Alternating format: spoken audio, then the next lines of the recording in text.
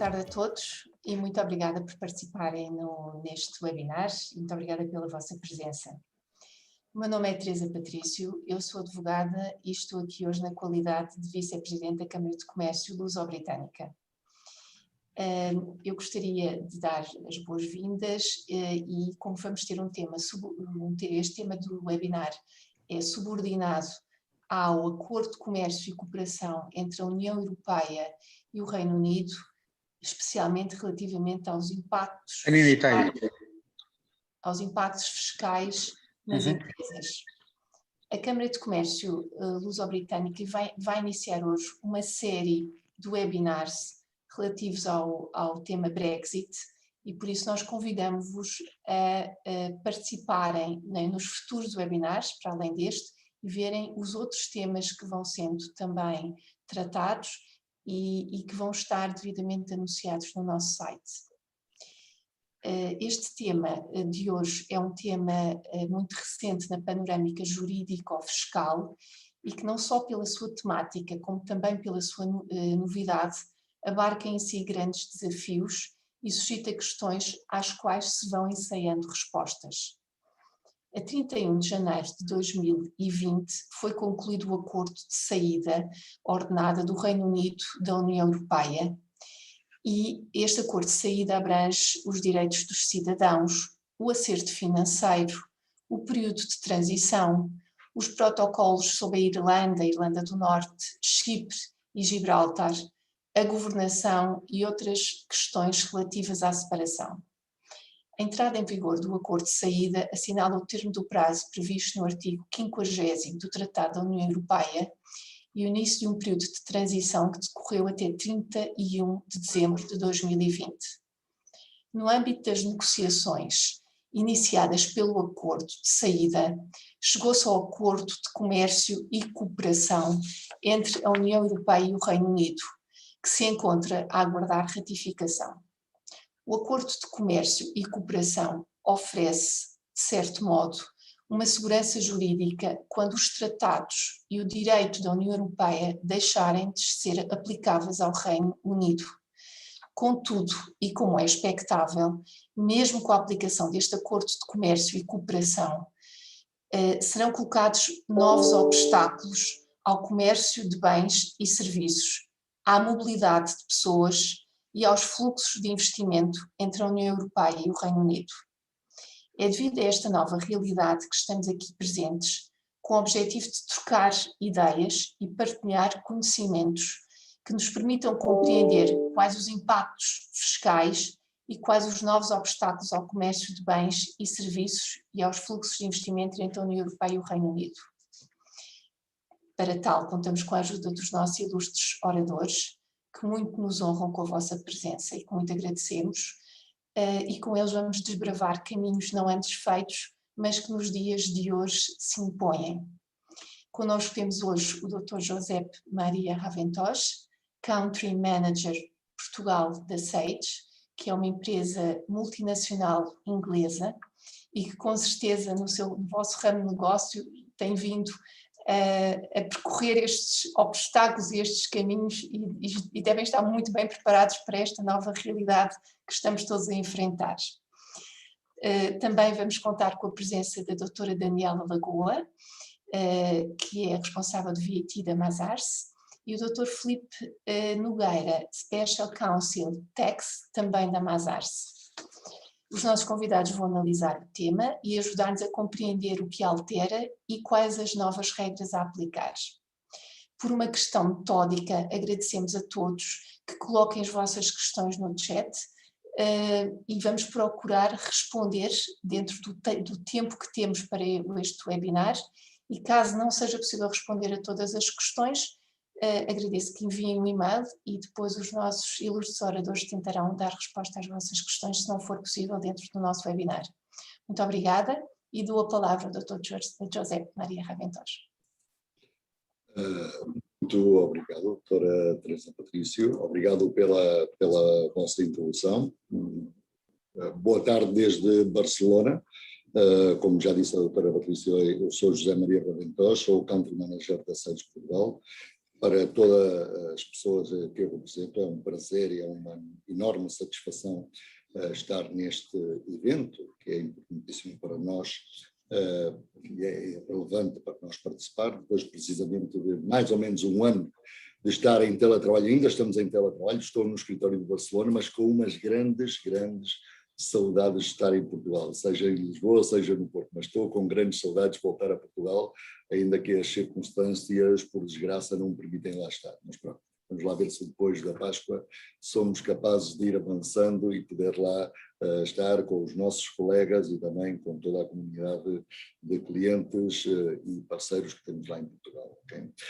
Portanto, muito obrigado por esta oportunidade. E, em segundo lugar, eu queria também agradecer e congratular a British Portuguese Chamber of Commerce pela organização deste evento e também a Amazares, como especialista na área de fiscalidade, toda a informação relevante que irá, de certeza, partilhar hoje numa situação que realmente é não só complexa, mas sim de máximo interesse para todas aquelas empresas que estão a interagir entre Portugal e o Reino Unido, ou Reino Unido e Portugal. Portanto, eu acho que isto é realmente importante ou relevante. Mas antes de mais, desculpem, deixem-me apresentar o que é a SAGE para aqueles que ainda não conhecem, de certeza que muitos dos que estão hoje nesta webinar sabem perfeitamente o que é a SAGE, mas just in case, como dizem os ingleses, para aqueles que não saibam, a SAGE é uma companhia de tecnologia, o principal fornecedor de software de gestão empresarial para as empresas de qualquer dimensão, desde startups a pequenas, médias, grandes empresas, com presença em 23 países. Somos uma multinacional britânica, listada no FTSE 100, e juntamente com a Vodafone somos as duas empresas mais importantes de tecnologia do Reino Unido. Portanto, contamos neste momento com mais de 30 milhões de clientes em todo o mundo, 13 mil colaboradores e mais de 40 mil parceiros de negócio, basicamente dar uns highlights do que é a nossa dimensão. A SAGE está em Portugal já há 22 anos, entrou no processo de adquisições de líderes no mercado em Portugal, portanto, neste momento assumimos totalmente a liderança do mercado. Somos uma software house com o maior market share em Portugal, contamos já com mais de 60 mil clientes ativos que gerem os seus negócios com as nossas soluções de gestão. E esta posição de liderança faz que nós tenhamos uma grande responsabilidade para o tecido empresarial português nessa ação de apoiar as empresas nos seus processos de crescimento, transformação e acompanhamento em muitos casos, nessa internacionalização, desculpem, que estão a experimentar nos últimos anos. Okay? A nossa estrutura financeira é afortunadamente sólida e consolidada no mercado, a nível mundial e em Portugal. Temos permitido ajudar empresas de uma forma muito consistente, inclusivamente neste período de pandemia que estamos a sofrer, nomeadamente nos períodos de adversidade, como a crise e a mudança e a transformação que estão a viver as empresas neste momento de dificuldade, principalmente na retoma da atividade económica, que é um dos pontos de maior preocupação pela SAGE. Mas, basicamente, nós o que fazemos é, de alguma maneira, ajudar, além de fornecer tecnologicamente e ajudar tecnologicamente a essa evolução, a essa transformação, a essa digitalização das empresas que tanto se está a falar hoje em dia também, nesse âmbito ou nesse contexto da economia, também tratamos de ajudar as empresas à sua evolução nessa situação de dificuldade. Por que é que a SAGE se associou a este evento? Nos últimos tempos, na SAGE temos feito uma grande aposta no que respeita à partilha de conhecimento a todo tipo de empresas que são clientes nossos, não é? Seja conhecimento ligado à vertente mais cooperativa ou técnica, mas também aquele foco que é na parte legal ou fiscal, porque nas nossas soluções também há uma parte importante de interação com o compliance ou com o que é a parte fiscal e contábil das próprias empresas. Portanto, essa é uma das razões principais pelas que estamos aqui.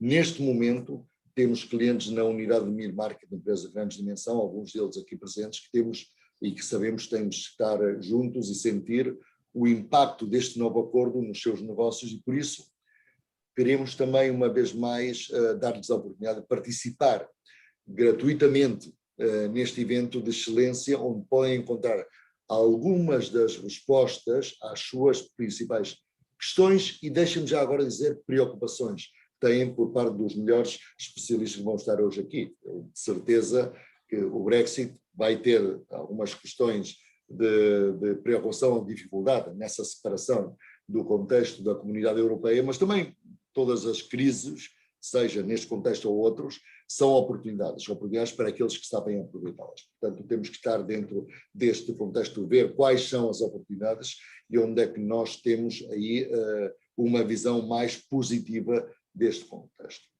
Relativamente ao impacto do Brexit nas empresas portuguesas e como referia a SAGE, como empresa britânica, tem todo o interesse em perceber melhor quais são esses impactos do novo acordo e o que isto implica para as empresas em Portugal.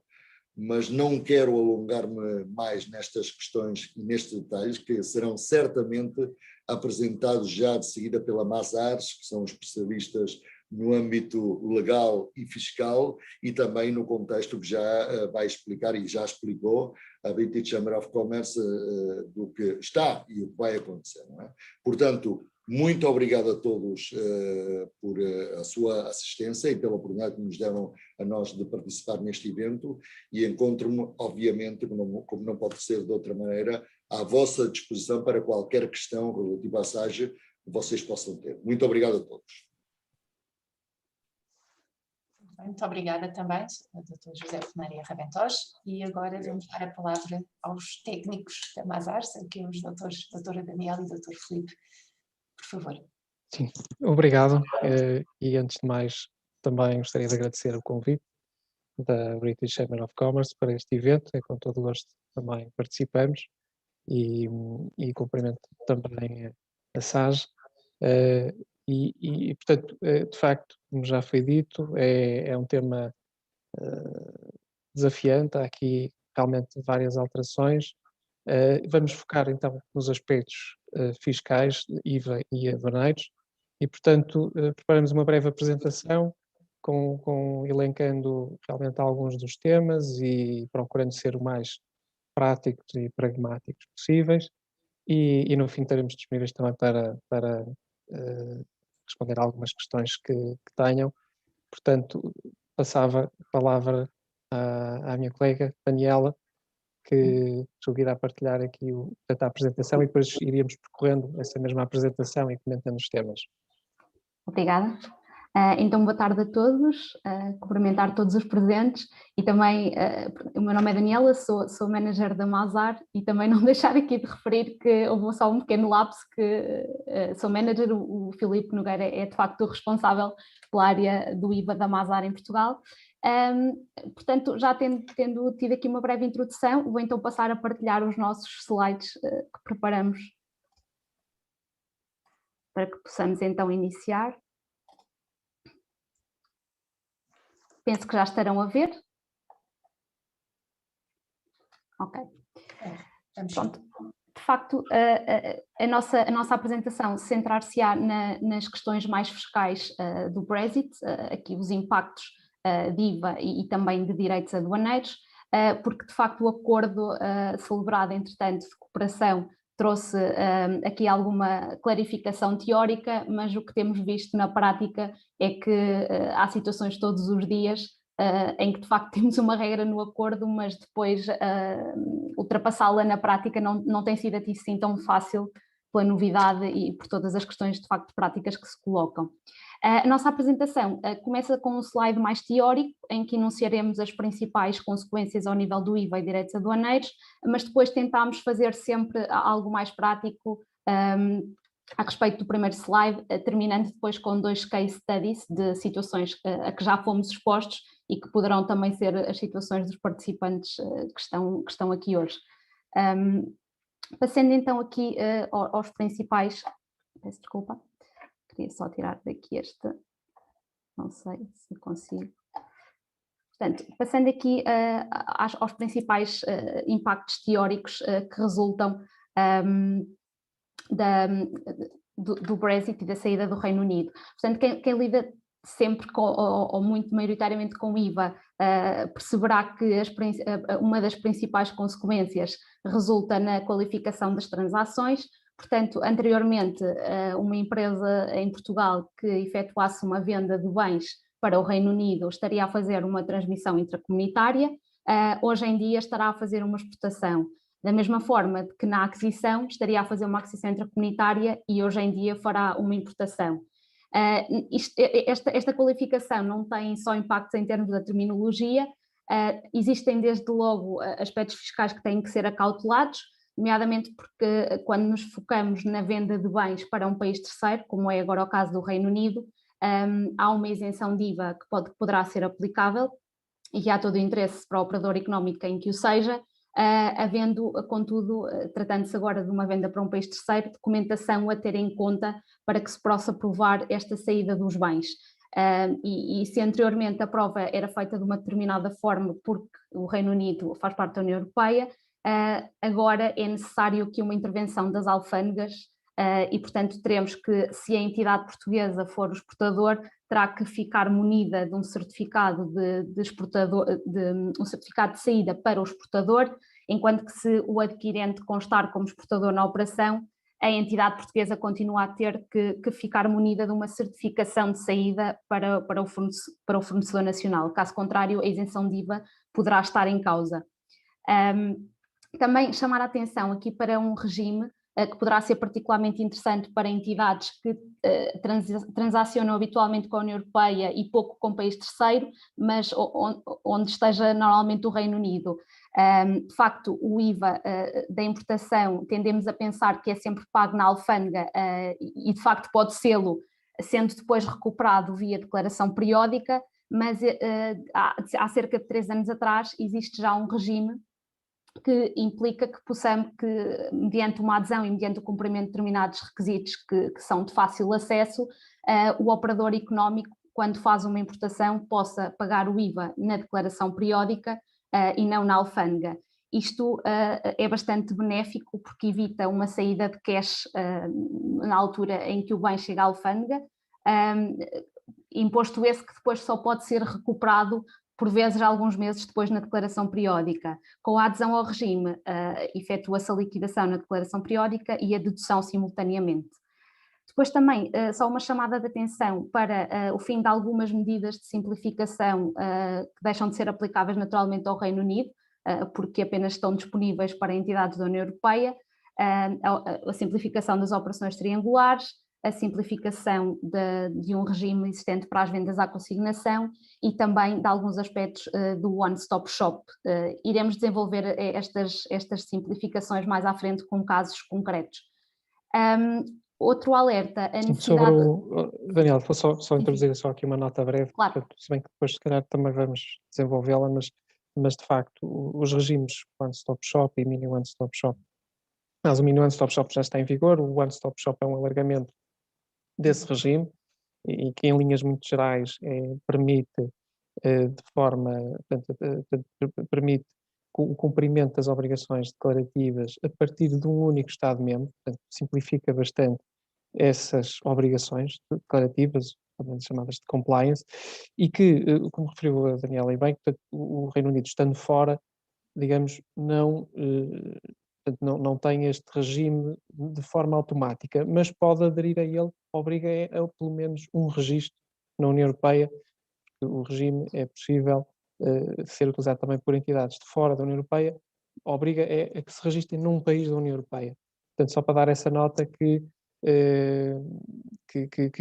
ainda assim é possível que uma entidade do Reino Unido beneficie deste regime, tenha que se registrar em algum país. Era só esse complemento. Certo.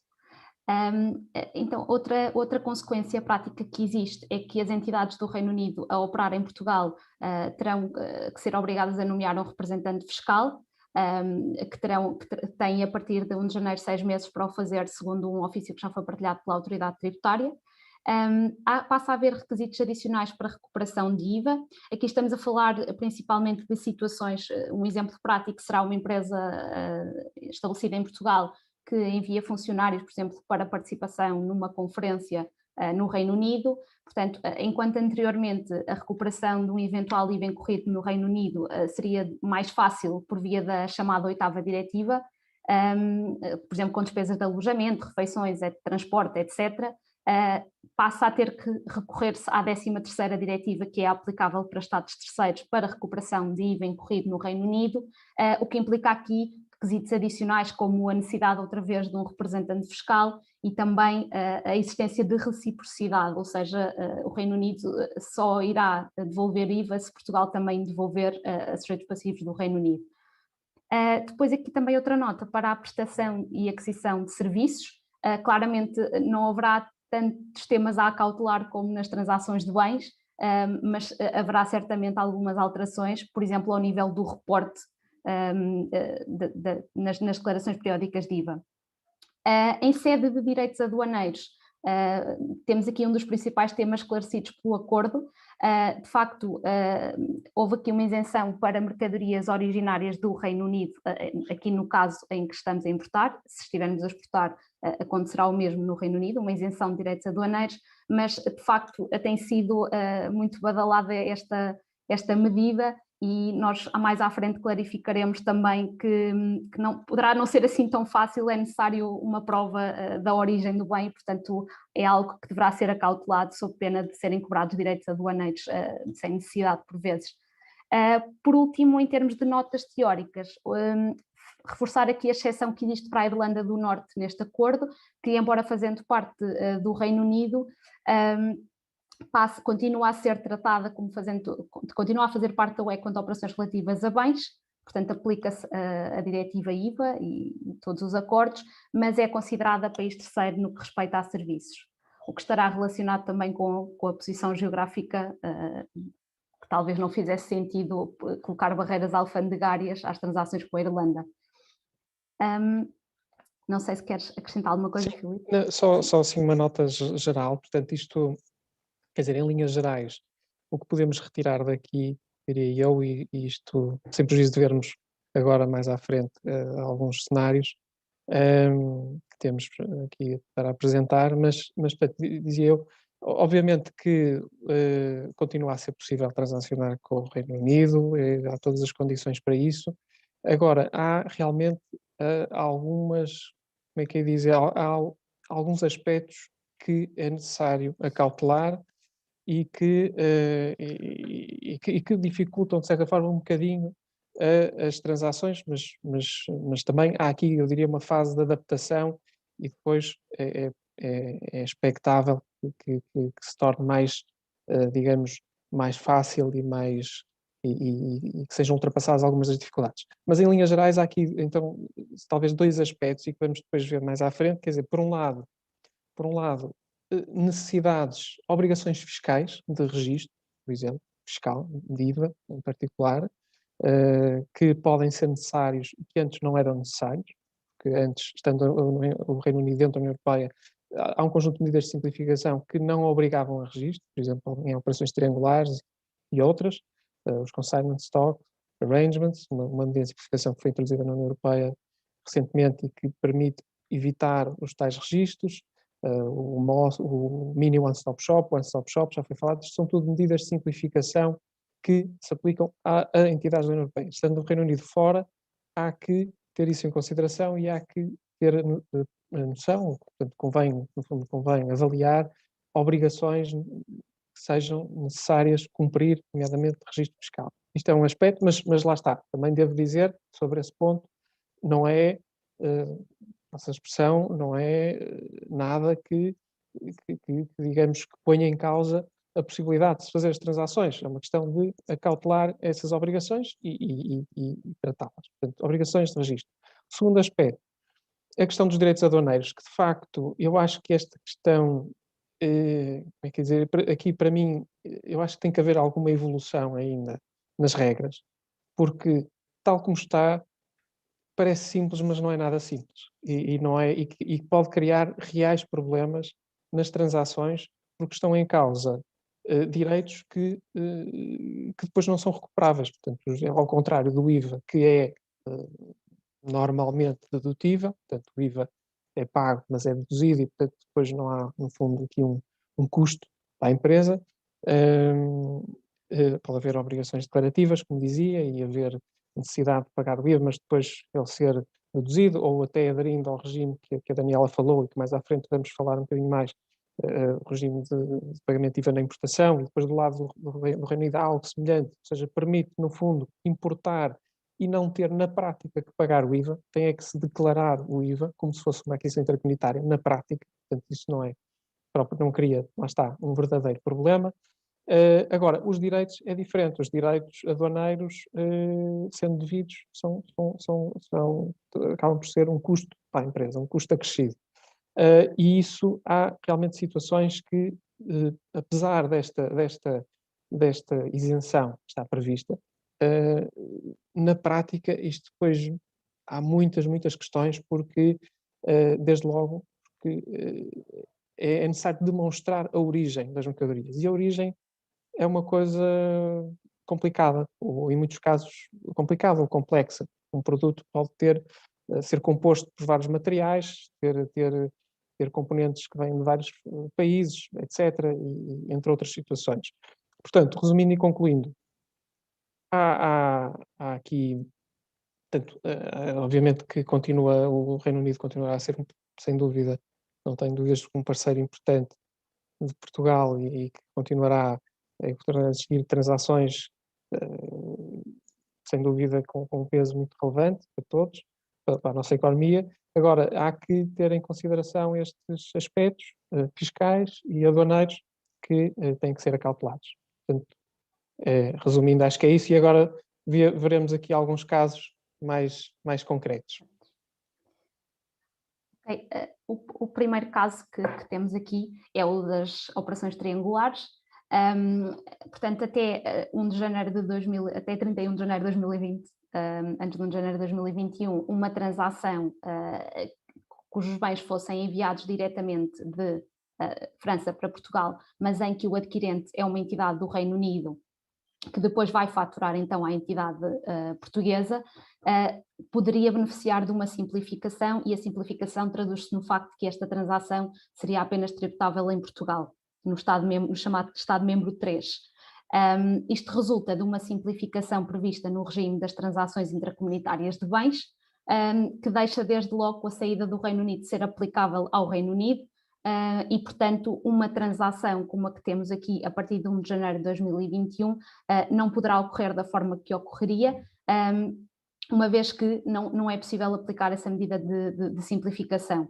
Portanto, nas situações que temos tido e em que existem dúvidas de acordo com este tipo de operações, o que temos aconselhado é que a entidade do Reino Unido terá que acontecer de facto alguma coisa para que a operação não se torne ineficiente em termos de IVA, e portanto uma das soluções poderá ser o registro da entidade do Reino Unido, por exemplo em França, no Estado-membro 1, efetuando-se uma transmissão local da entidade francesa para o registro de IVA da entidade do Reino Unido, e depois então uma transmissão intracomunitária de bens para Portugal, sendo o IVA também devido em Portugal.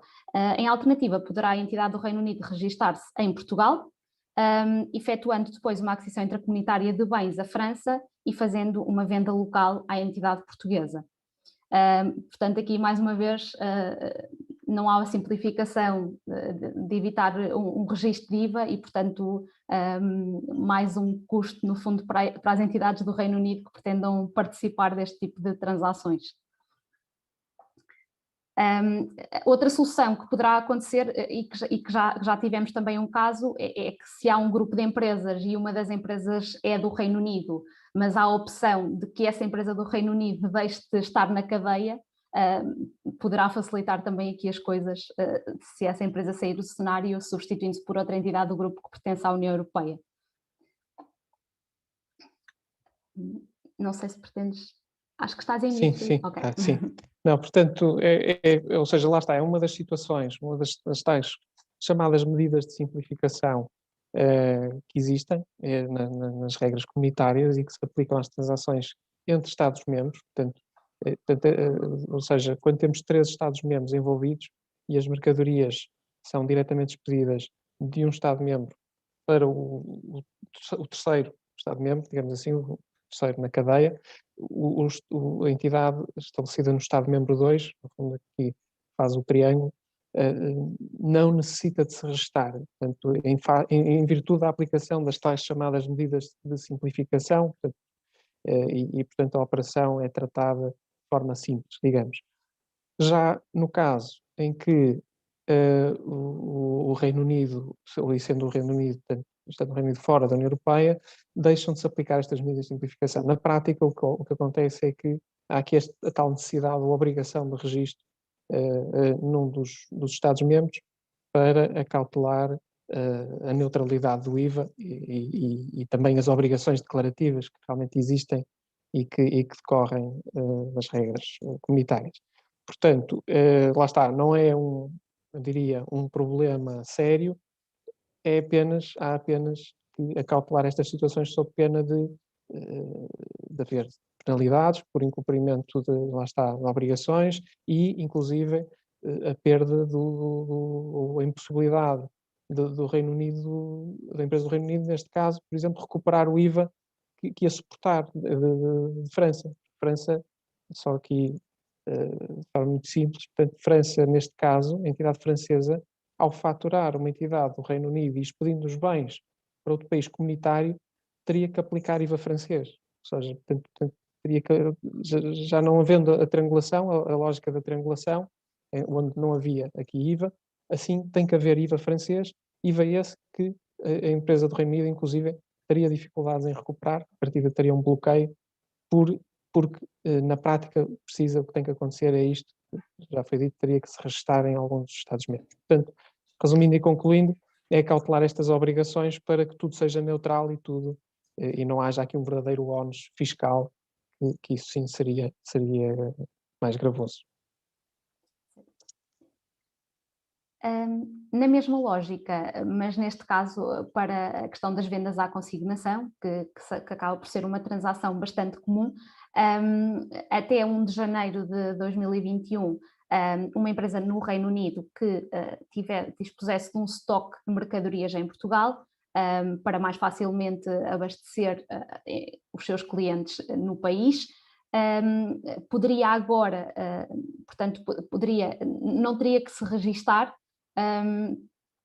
porque desde janeiro de 2020 há para os Estados-membros uma medida de simplificação para este tipo de transações, que mediante alguns requisitos evita também esse registro. Muito brevemente, os requisitos passam por existir já um acordo prévio entre a entidade que fornece os bens e a entidade que se tem intenção ou compromete-se a adquirir no país de destino. A venda ocorrer pelo menos até 1 ano a partir do momento em que os bens chegam ao território de destino e, portanto, aplicados alguns destes requisitos, é possível que a entidade que tem de facto este estoque no país de destino das mercadorias, não tenha que se registar pelo simples facto de existir este estoque. De facto, esta medida é aplicável para os Estados-membros a partir de 1 de janeiro de 2020, por força da Diretiva 1910/2018, mas a partir de janeiro de 2021 deixa de ser aplicável naturalmente ao Reino Unido, que ainda que preenchesse aqueles requisitos e que faça a venda de 1 ano e que tenha um acordo existente, não poderá naturalmente beneficiar, uma vez que esta simplificação decorre da diretiva. E, portanto, neste caso, havendo este estoque de mercadorias da entidade do Reino Unido em Portugal, a empresa do Reino Unido terá que se registar, uma vez que dispõe de mercadoria em Portugal, que está ainda na sua propriedade antes de ser vendida ao cliente português. Estes registros, só uma nota, estes registros naturalmente depois implicarão sempre a necessidade de um representante, como vimos no início, o que acaba por também aumentar um pouco os custos da entidade. Certo, é isso. Portanto, aqui mais uma vez, portanto, à semelhança do caso anterior, é algo que, portanto, não invalida de todo, portanto, o facto do Reino Unido estar fora da União Europeia não invalida de todo a possibilidade de efetuar este tipo de transações, portanto, envio de mercadorias à consignação, bastante usual em alguns setores, e que simplesmente não, lá está, o Reino Unido, por estar fora da União Europeia, não beneficiará desta medida de simplificação, que aliás é recente, diga-se, até é só em janeiro, desde janeiro de 2020, é que passou a existir uma medida que, para as entidades europeias, permite evitar esta necessidade de registro. Portanto, na prática, o fornecedor envia a mercadoria, isto dentro da União Europeia, portanto, falando dentro da União Europeia, um fornecedor comunitário que envia mercadoria à consignação para um cliente, por exemplo, português, isto sempre entre sujeitos passivos, na prática pode tratar esta transação como uma intracomunitária simples, sem necessidade de registro. Ou seja, porque o que acontecia antes, e que é o que vai na prática verificar-se com o Reino Unido, é que o fornecedor, pelo envio das mercadorias para Portugal, tem que se restar em Portugal e declarar esta transação como uma aquisição intracomunitária, no caso do Reino Unido, como uma importação, com consequente pagamento do IVA, mas que pode ser feito, como já vimos, por autoliquidação, aderindo à opção de pagamento na declaração, portanto é autoliquida e deduz, portanto é neutral, mas tem que fazer tem que ter essa, portanto, tem essa obrigação declarativa, tem que se restar, tem que declarar, entregar as declarações de IVA, portanto, declara e de seguida, que é no momento em que há a efetiva retirada das mercadorias de estoque, portanto, ou seja, no fundo, quando se efetiva a venda das mercadorias, então há que emitir uma fatura pela venda e com o respectivo tratamento em IVA devido. Portanto, ou seja, resumindo e concluindo, e falando do caso do Reino Unido, que é o que está aqui em causa. Portanto, a entidade que envia a consignação tem que se registrar, portanto, figurará como importer of record neste cenário, em que é o fornecedor que traz as mercadorias e que, portanto, não as transmitiu ainda ao seu cliente, declara a importação, o pagamento do IVA pode ser neutral, como vimos, e depois no momento da venda terá que faturar e liquidar o IVA respectivo ao cliente. Portanto, é uma obrigação declarativa de registro, mas obviamente não põe em causa que se realizem estas transações, simplesmente há que acautelar e cumprir com os tais requisitos. É isso. Aqui, novamente, um aspecto prático, mas mais para transações realizadas entre empresas e individuais, as chamadas B2C, nas vendas intracomunitárias de bens à distância. Aqui temos então que distinguir duas situações, a situação aplicável até 30 de junho de 2021 e a situação após julho de 2021. Isto porque, só para contextualizar, há um conjunto de alterações que vão existir nestas transações B2C a partir de julho de 2021, mesmo no contexto da União Europeia, e portanto aqui a necessidade de termos que dividir aquilo que aconteceria até esta data e após esta data. Portanto, aqui temos um exemplo de uma venda à distância, primeiro que tudo, será uma venda efetuada a um consumidor final, em termos genéricos, em que o vendedor é responsável pelo transporte e o bem vai diretamente para o individual, sem parar, por exemplo, num armazém ou noutro local de armazenagem. Aqui vemos, por exemplo, o exemplo de uma máquina fotográfica e um individual que compra, por exemplo, online. É de facto a mercadoria expedida e, portanto, até 30 de junho de 2021, caso o fornecedor de França não ultrapassasse o limiar de 35 mil euros, poderia liquidar o IVA no país de origem. Caso ultrapassasse esse limiar, teria que se registar no país do consumidor. As entidades do Reino Unido, a partir de 1 de janeiro de 2021 e até 30, também terão até 30, portanto sempre a partir de janeiro de 2021, terão que se registar independentemente de qualquer limiar. Portanto, neste espaço de 6 meses, enquanto que para as entidades da União Europeia existe aqui uma simplificação, sendo que só a partir de determinado limite de vendas é que se terão que registar no país, para o Reino Unido, a partir de janeiro, não se aplicam quaisquer limiares e neste tipo de vendas terão que se registar no país do consumo. A partir de 1 de julho de 2021, todos os países da União Europeia passam então a poder usar o chamado One Stop Shop para este tipo de transações. Portanto, uma máquina fotográfica que fosse enviada também de França, mas já a partir de julho de 2021, a entidade francesa não teria que se registar, podendo em França usar o chamado One Stop Shop para liquidar o IVA que seria devido sobre esta transação em Portugal. Já o Reino Unido não poderá beneficiar, mas noutras condições deste regime, ou seja, deixam de existir vendas propriamente chamadas intracomunitárias, passam a existir importações e, portanto, aqui será mais uma dificuldade para as entidades do Reino Unido. Quanto também aqui uma chamada de atenção para outra matéria que irá alterar, as importações de pequeno valor. Portanto, a partir de julho de 2021 é abolida a isenção que existia de IVA até 22 euros, isto muito por causa de alguma fraude que por vezes era detectada de bens que se dizia ser inferiores e na realidade não o eram, mas há contudo uma dispensa de pagamento de direitos aduaneiros se o valor intrínseco do bem, que é um conceito que consta do Código Aduaneiro, for inferior a 150 euros mediante determinadas regras. Nestas situações são introduzidas a partir de julho de 2021 novas medidas de pagamento do IVA. Portanto, aqui estamos sempre a falar, relembrando mais uma vez, de transações com particulares, além do mecanismo standard, por exemplo, se for o consumidor a ficar responsável pela importação, o mecanismo standard será, nesse caso, o pagamento do IVA devido pela importação. Há dois mecanismos que passam a existir para pagamento desse IVA. O fornecedor no país terceiro poderá registar-se no chamado Import One Stop Shop, o IOSS, que mais não é do que uma plataforma, e a pessoa individual, neste caso o adquirente, entregará o IVA devido por esta transação logo no momento da compra do bem e será o fornecedor do país terceiro registado nesta plataforma a fazer a entrega desse IVA.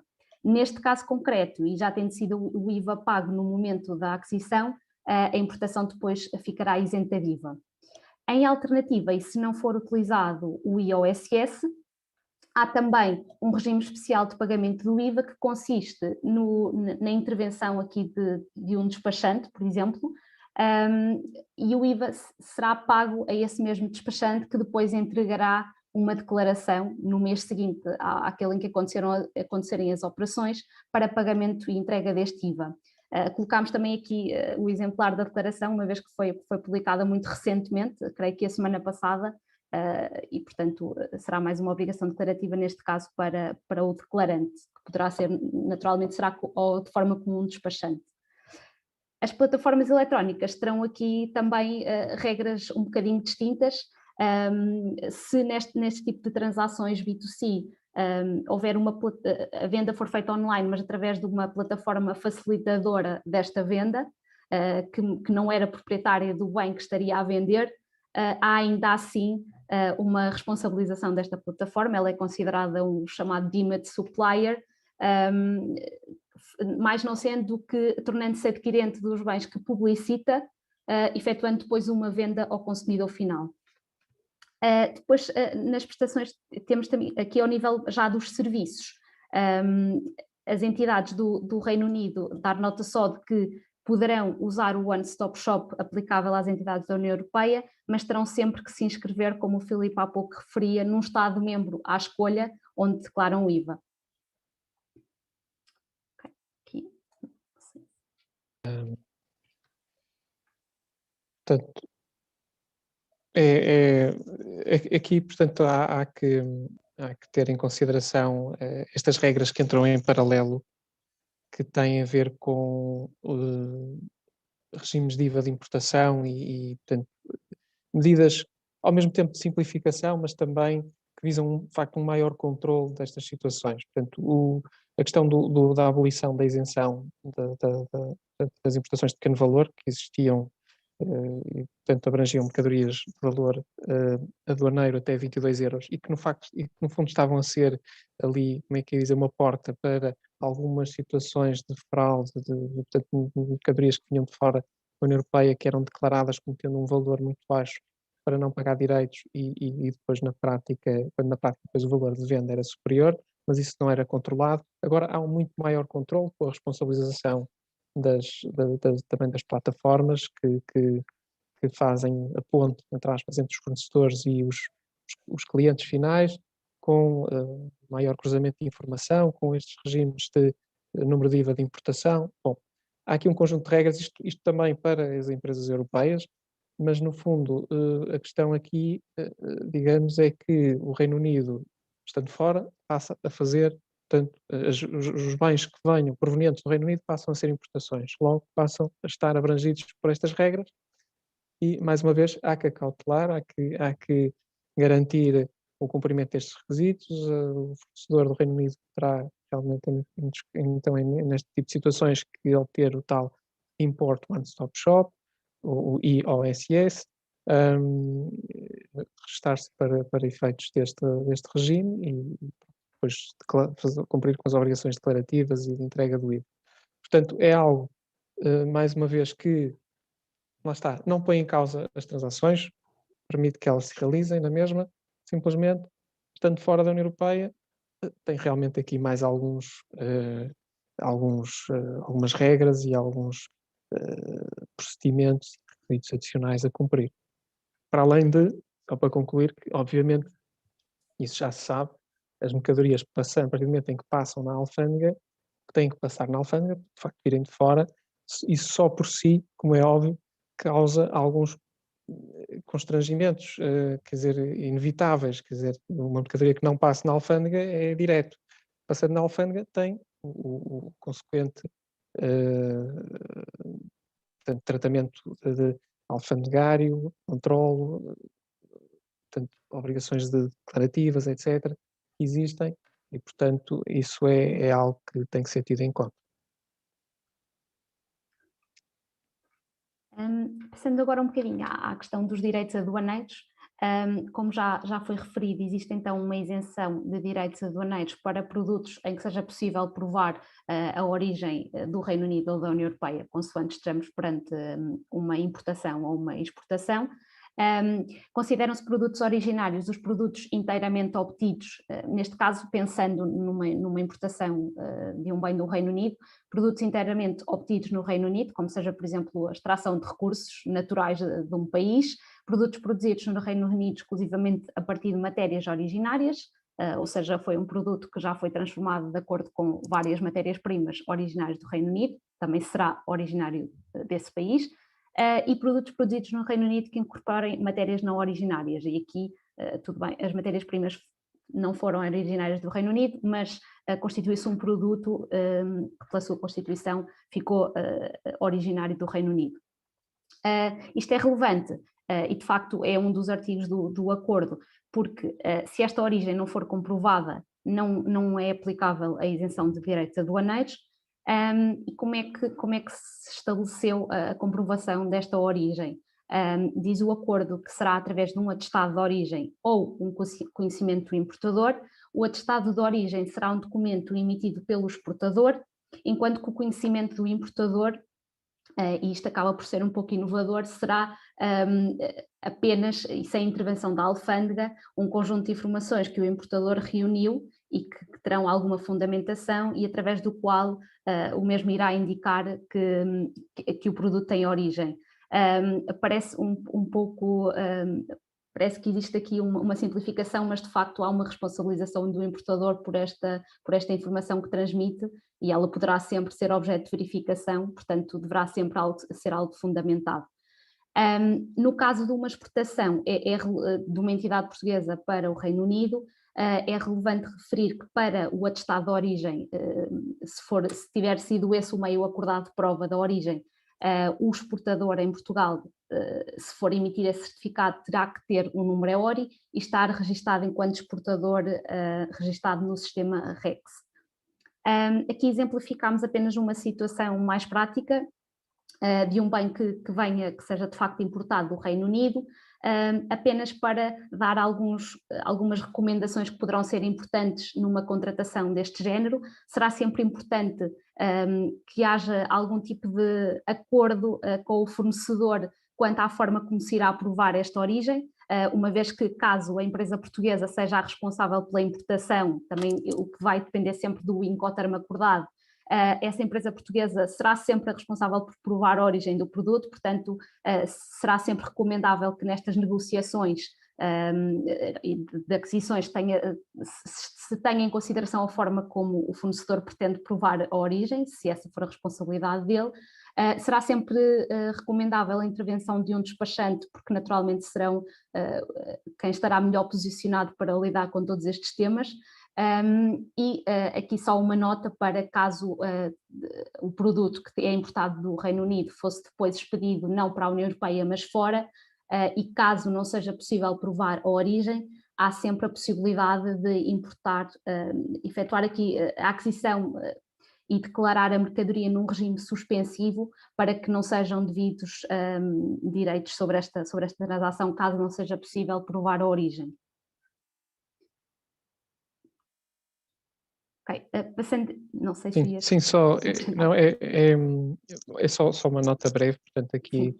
Lá está, coloca-se a questão da origem, que é muito importante para a isenção ou não de direitos aduaneiros. Portanto,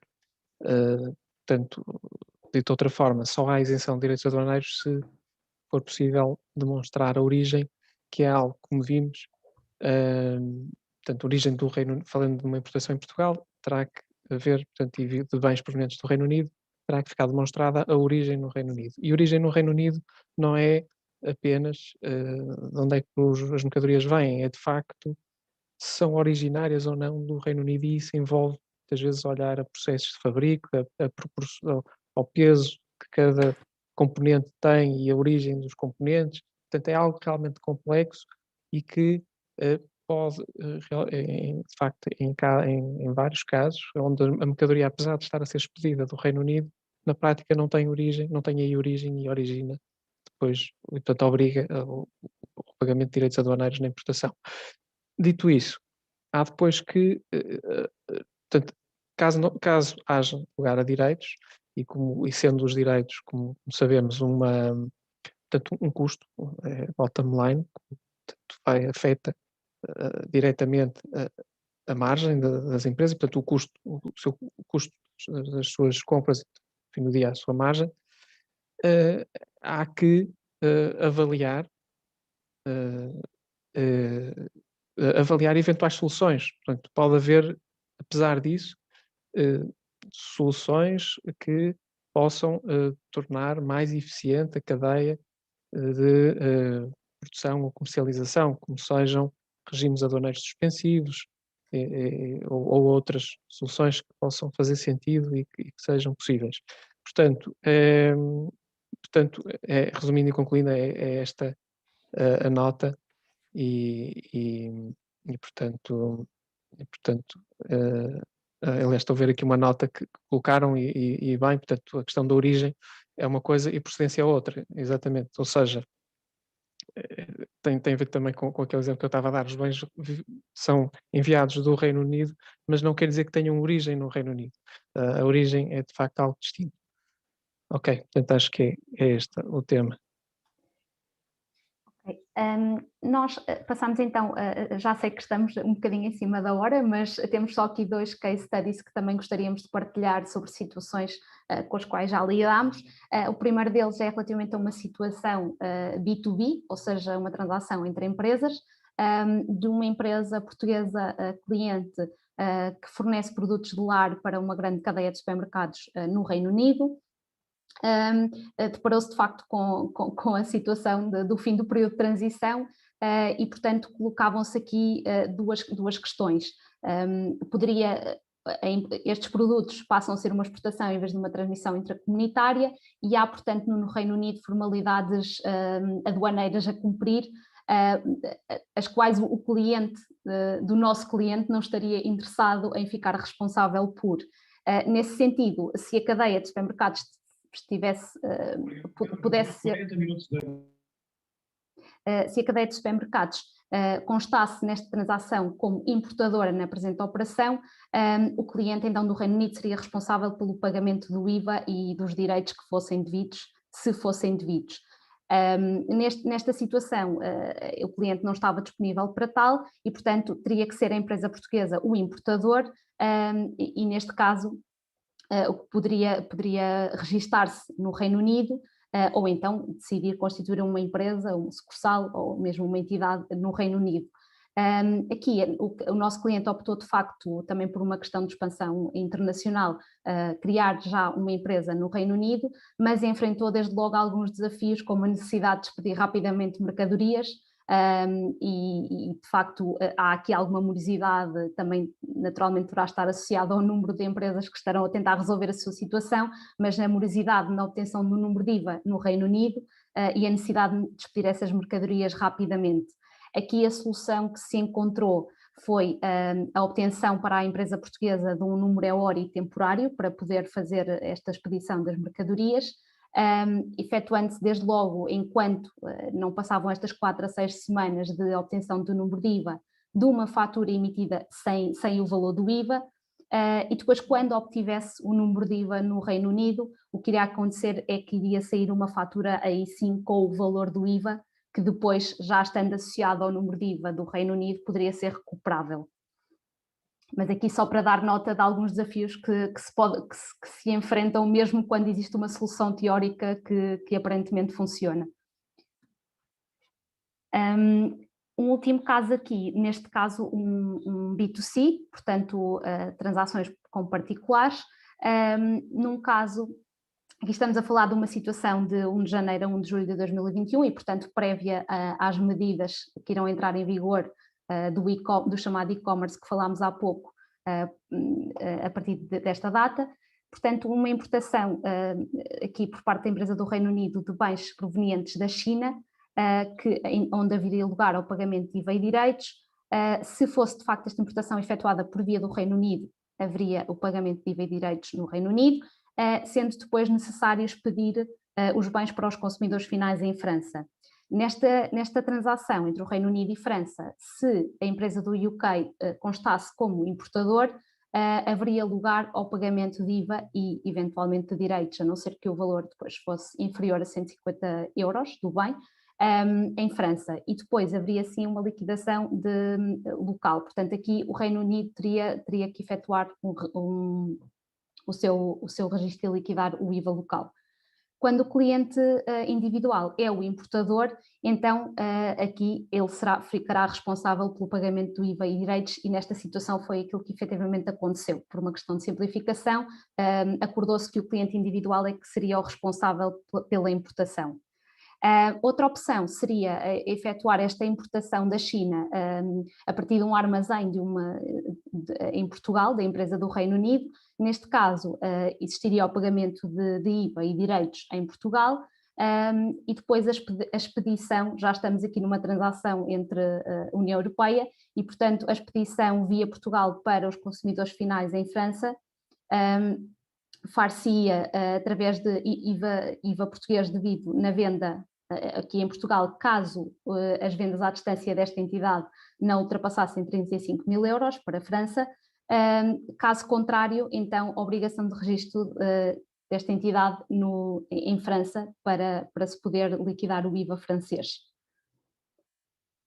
E penso que chegamos ao fim da nossa apresentação. Penso que já ultrapassados aqui alguns minutos. Só uma nota, Daniela, no slide anterior, estamos aqui a falar, exato, de venda a um particular, portanto, só a nota que, portanto, a partir de 1 de julho, teremos as novas regras, portanto, para vendas, que referimos também em slides anteriores. Portanto, ou seja, passa a haver um limiar global de 10 mil euros e que, a partir do qual é necessário, portanto, ao invés dos 35 mil que estão aqui, e que eram, aliás, depois país a país, ou seja, um limiar para a França, um limiar para a Alemanha e por aí fora, a partir de 1 de julho, que há um limiar global de 10 mil euros. Isto estamos a falar de vendas B2C, portanto, vendas para particulares. E o que acontece é que, ultrapassado esse limiar, que é menor, um valor inferior, portanto, é global, portanto, é mais fácil que seja ultrapassado. obrigará à necessidade de liquidar IVA do país de consumo. A questão, mas por outro lado, há o tal regime one-stop shop que visa precisamente simplificar as obrigações. Portanto, a empresa, em vez de ter que se registar em cada um dos países, consegue, através do seu próprio país de estabelecimento, no caso, imaginemos que é uma empresa portuguesa, entrega o IVA devido em cada declara em Portugal e na prática depois é feito um pagamento único e depois é o próprio Estado português que faz, portanto, ao abrigo de um acordo entre os vários Estados, que depois fará a entrega do imposto a cada país. Pronto, portanto, é só para dizer que há aqui, o que está aqui é a regra atual. A partir de 1 de julho temos uma regra nova que é um pouco diferente nisto nas vendas B2C apenas. Certo. Penso que concluímos por sim, aqui. E portanto exatamente, agora talvez haja tempo para uma ou duas questões. Temos aqui já 2 ou 3 questões. Um comentário era se iriam falar sobre serviços e não só sobre bens, dos serviços prestados do Reino Unido a Portugal. Penso que as regras são diferentes, não é? Relativamente a bens e serviços. Isto não é bem uma pergunta, é muito mais um comentário, não é? Mas há muita coisa a dizer, com certeza, não é? Porque as regras são diferentes. Exatamente. Agora, vamos lá ver, em termos de serviços, diria que não há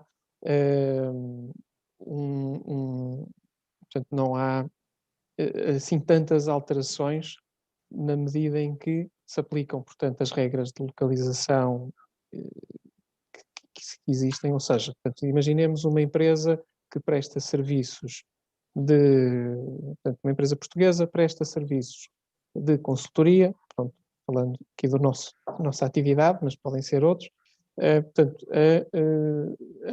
uma empresa do Reino Unido.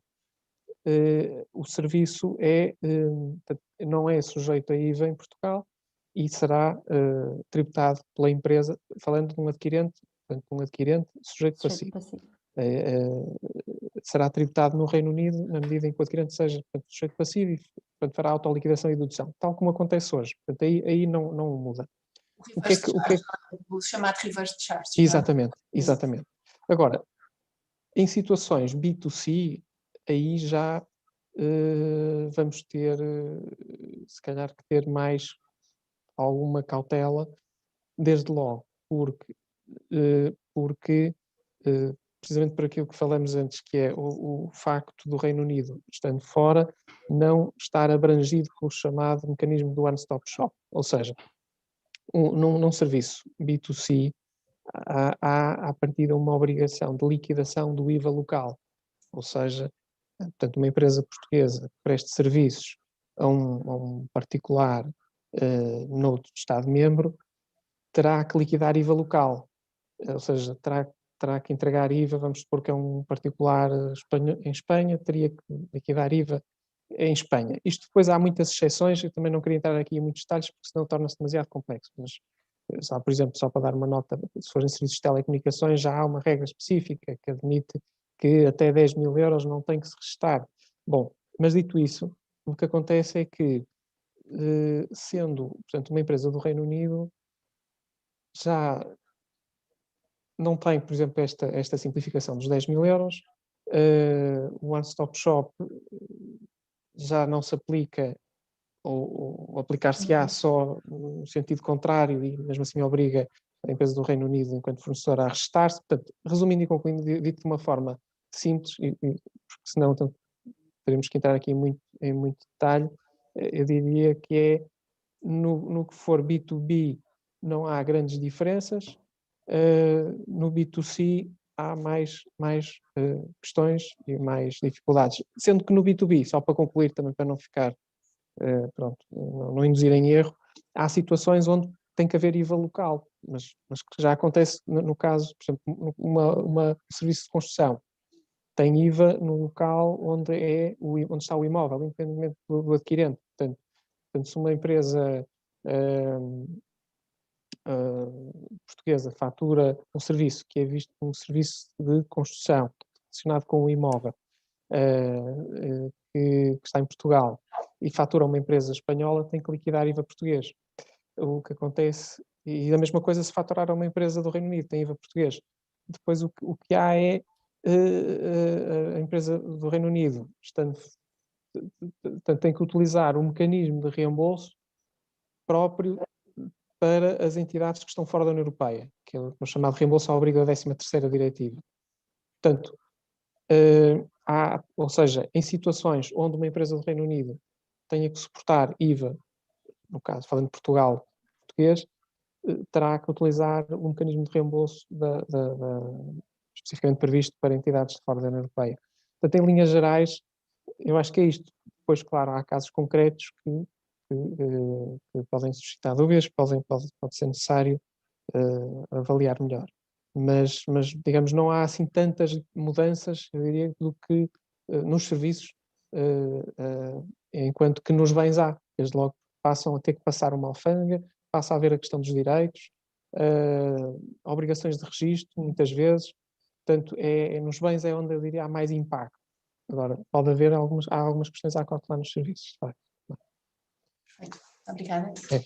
Eu vou apenas colocar mais uma questão, já estamos a chegar ao limite do tempo, mas vou aproveitar só. Há aqui uma questão que é: como se processa de forma fiscal e contabilística as faturas de publicidade das plataformas referente aos imóveis que estão para alojamento local em Portugal?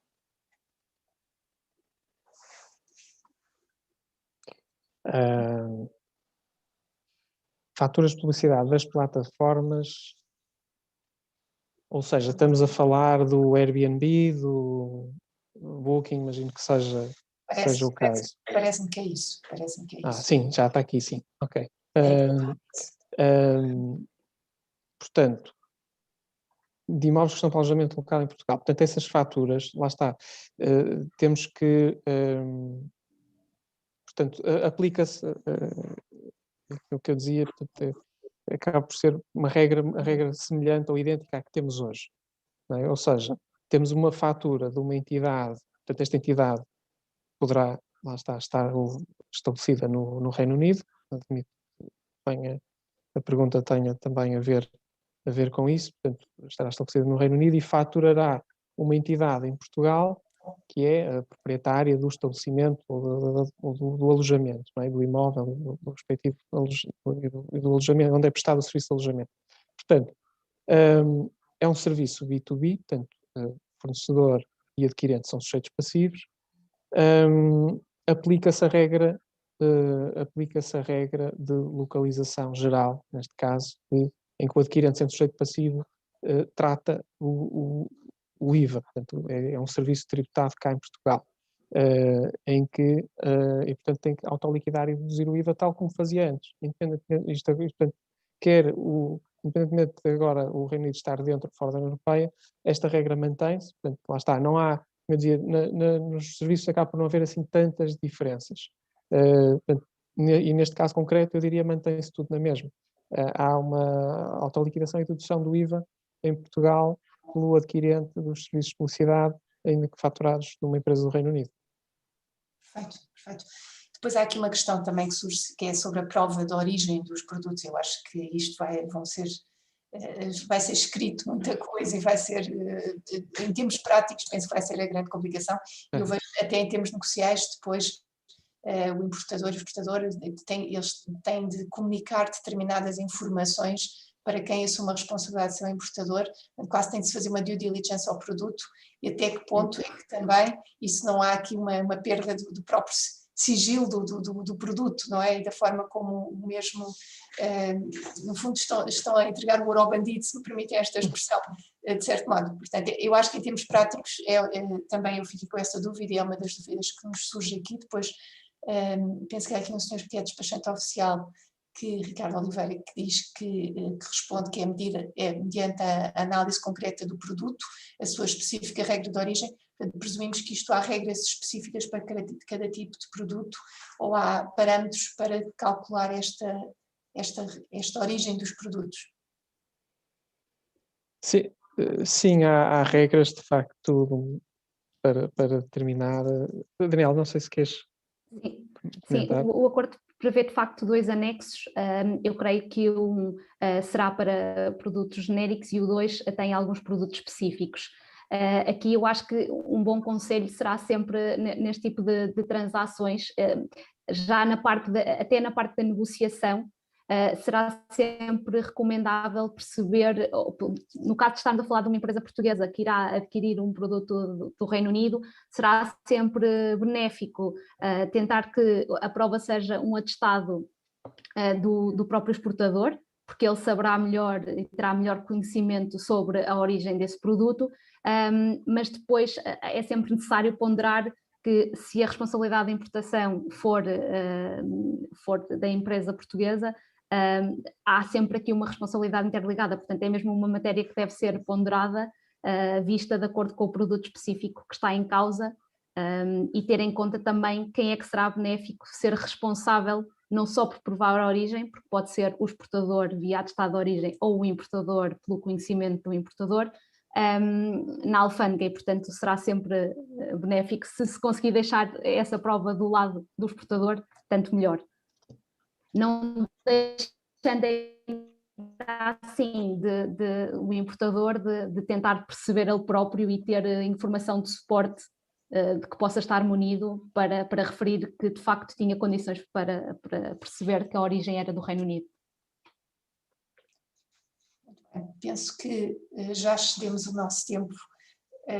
Eu quero agradecer a todos os nossos ilustres oradores, foi interessantíssimo.